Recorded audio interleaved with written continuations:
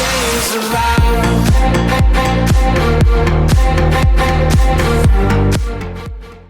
Hello and welcome to the Tottenham America channel, and today we are going to talk about the 5 takeaways for Manchester United versus Tottenham Hotspur. Spurs did lose 2-0, which means we will have a lot of takeaways to take away from the match. Alright, let's start with our first one, and that is that the 3-5-2 formation is not reliable all the time, and we saw it a lot yesterday. Yesterday, as you could see, 3 in midfield with Basuma, Højbjerg, and Bentancur. Way too cramped, way too congested. We needed some more space. It was basically like Basuma getting in the way of Bentancur and Højbjerg, linking up like they normally would do in a 3-4-3. But it's just way too cramped with 2 midfielders. There's just more space to move around, more space to go into. And there's like less attraction to the midfield. That's true, yeah. I think another key point for us is that we didn't have enough attackers today, especially because when Højbjerg or Bentancur were on the ball and they looked to pass forward, they had Kane going one direction and Son going one direction. They didn't have that third direction that they usually had in Richarlison or Kulusevski. Even though Richarlison wasn't great on the wing, he still provided an output. He was able to stand as a marker that the ball could go out there and, we could move the ball around. Whereas here we had Kane one way, Son one way, that's it. And if one of those options were shut down, then it's like a one-man attack almost. We only have our wingbacks there, but they have defensive duties too and can't be pushing up all the time. So, therefore, that leaves basically just Son and Kane isolated up there at the top. And it's just Bentancur, Højbjerg passing through balls to Kane and Son, and then back pass, on and on, or we lose the ball. And the biggest problem is against big teams, they mark one of our good players. They mark Son or Kane. So usually when we play a front 3, we've got Son, Kane, Kulu. And if Son is marked, Kane and Kulu are open. Yeah. If Kulu is marked, Son and Kane are open. Versus in this, with 2 up top, it's like they're doubling up on Kane and Son. Yeah. They have enough players to double up on both of them, since they're the only ones attacking. Wingbacks don't get up too much, especially today. Especially Doherty. He did not get up. Yeah. He did get up a lot in the first half. Not really in the second half. He stayed back a lot. Unless it was a tactical switch. But 3-5-2 really, I think, in my opinion, works against teams where we control the game. Not where we're looking to try and control the game. Where we actually control the game. There's almost no reason we should start out as a 3-5-2. 3-5-2. Yeah. Start from a 3-4-3. It's understandable that we should switch to a 3-5-2 mid-game if we're up 3 goals or so, and we need to defend the lead, we want to hold the lead, we want to hold the result, or anything like that. Let's move on to our second takeaway, and that is that Hugo Lloris may be getting to his older age and almost a retirement age, but he's still vital to the team, and we saw that hugely yesterday. If Lloris wasn't there, how many goals would we have conceded? Upwards of like 7 or 8, I think. It could have definitely been at least 6-7-0. He is like one of his generation's best goalkeepers, and it'd be silly to sell him right now. I think the key thing to do right now is start looking for a replacement. But selling him right now is the most absurd idea ever. Okay, he can definitely play the rest of this season, next season. And I think the next season after. That's when he's going to be done. Yeah. I mean, he is a goalkeeper, so he can play to his later. But I think we see his age coming up. Like, it's slowly creeping in. But then, like, you feel it creep in, and then it goes right back out. Yeah. And he, like, performs like a 22-year-old. He's so good. Sometimes age as a goalkeeper doesn't matter. Yeah. He's so experienced. He's been at the club for 10 years. Until you break, like, 40, I think. 39, 38, 39, and he's 40. still, like, 36. 36, yes. So he's still got another 2 years. But I think looking into a replacement is going to be important. Especially, I would have loved Mike Magnan. There's a couple goalkeepers out there. I don't know many off the top of my head, but I think there's a couple good ones out there that we have a little choice from.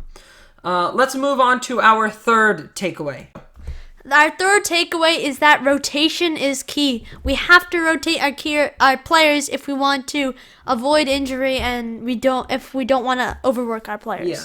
I think that one of the biggest problems yesterday was the fact that we had our wingbacks were roasted. They looked like they were done. Doherty especially. and Perisic both tied. I feel like Sessegnon definitely could have started the match. Yeah. Perisic played against Everton at the weekend. Same with Doherty.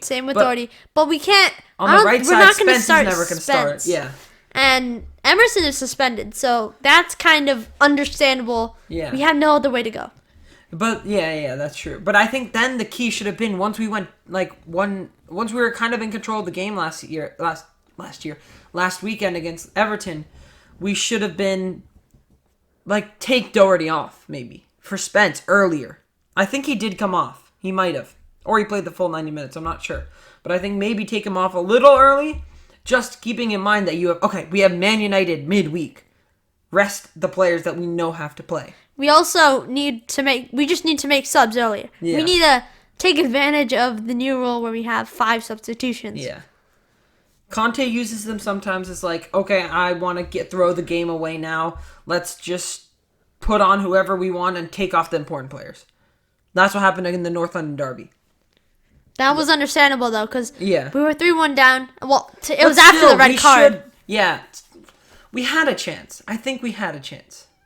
The red card just affected the red us so card much. affected. Just having that one player not on the field. But that discussion is for the Arsenal video. Let's continue to the fourth takeaway. The fourth takeaway is that Lenglet is superior to Davies in top 6 clashes. So Lenglet in this season has been better than Davies and is going to be crucial to our squad in the future. Yeah. Davies is obviously a great player, but I just don't think he's cut out. With the defense we have, he's cut out for the matches against United and Liverpool, City, those kinds of matches. I think we need Lenglet because overall he's a better defender. He's much calmer. His general movement and tracking of other players is excellent, and his long balls are beautiful. So that's, I think, one of the most important parts. Of course, when we play teams like, Everton, Fulham, Bournemouth, those teams, Davies can start. That's rotation. Put Davies in for those games because it's not the same quality of competition as it is in the Big 6. But Lenglet has really surprised me, and I think we talked about this a lot. Yeah, we have to find a way to get a permanent deal for Lenglet. Yeah. But Ben Davies, he's not at all a bad player. It's just that I just don't think he's completely cut out for that top level. He's a great backup. Understood. Great backup. Yeah. We need rotation. Yeah. So he's obviously going to stay in the squad. Yeah. We're not getting rid of him. Anytime soon, at least. And let's move on to our fifth takeaway. Our fifth takeaway is that this result against Man United is not the end of the world. So far, we've played 3 of our 5 away fixtures against top 6 teams. And we also have to pick up points against smaller teams. Yeah. We got 1 point out of those 3 games, which is absolutely terrible. Which is that one draw against Chelsea. But last season, from these 3 teams, we got 0 points. Improvement. So, it's small improvement, but it's improvement. And then from last season, we got 4 points off of Liverpool and Man City. Tie versus Liverpool away, win at Man City away. So that's going to be a key fixture. But the fact that we've come out in 3rd place after 3 of our 5 away top 6 fixtures done is, I think, a very good position to be in. And we haven't had any home games against top 6 That's teams true. at all. Yeah, our atmosphere They've all is been always away. rocking at home. So I think a big part of it is atmosphere. The only team we don't play well against at home is sometimes Man United. Yeah. And Chelsea. Yeah, that's true. Hopefully we can break that duck this year. But the fact that we've gotten those fixtures done with, and we're still in 3rd place, and I believe, let's check the table, Tottenham are kind of in a clearance right now. Unless Chelsea win their next game by 5 goals, we are in 3rd. So I think that's a really good position to be in. We haven't had the easiest start by far. I mean, we've played United. We played are they like? They at the time we played them, they were 4th placed Brighton. We played West Ham. They were bottom of the table when we played them, but they're always a London derby game. We played Arsenal away, and we played Chelsea away. Those are some very, very hard fixtures that we've just completely gotten off the... We've gone past. And we've still got teams like Leeds, Aston Villa, who are struggling. Nottingham Forest. Nottingham Forest we played. We've got Bournemouth, Fulham, Crystal Palace. None of those are... I think, Crystal Palace, Brentford, those teams are not going to be easy. But they're much different compared to the caliber of the top 6 teams. Definitely. And could have been even more trickier if we played against Man City. Man City, yeah. So, I think we've got slightly simpler times ahead of us where we can... But we have to make sure we pick up those points. So far this season, and we saw this a lot last season, Conte is good at picking up those points against small teams. Yeah. Which is something that we cannot do. Pochettino, Mourinho to an extent. couldn't do, especially Mourinho. Because we would just get those 1-1 draws, which we could never get the result. And that killed us. That's basically what got Mourinho sacked. Yeah. Basically, yeah. Those small results against the teams that weren't on the level of the top 6. But teams like, we've got Newcastle and Bournemouth in the Premier League. Then we've got Liverpool. And then we've got Leeds, Brentford, Aston Villa, Crystal Palace before we play Arsenal at home. So we've got a run of 4 or 5 easy fixtures, barring Liverpool, where if we pick up points, we have to capitalize, basically. And we have to make sure we pick up the points there. Because then I think we're in for like a top 3 at least finish. Or a more comfortable top 4 finish than we had last season. Because last season was very tight. Yeah, last season was definitely very tight. Skin of our teeth, literally. We could even go for the title, but I think with we can't Arsenal's take it too form, far. We have to secure top 4. That's what we have to do. Yeah, our priority should always be us ahead of Arsenal. Who cares if Arsenal win the title? It's Tottenham Hotspur that we care about. Yeah. Obviously, we don't want Arsenal to win the title, but can't do much about it when they're playing out of their... We just care about Tottenham. Yeah, that's true. We want to finish in the top 4.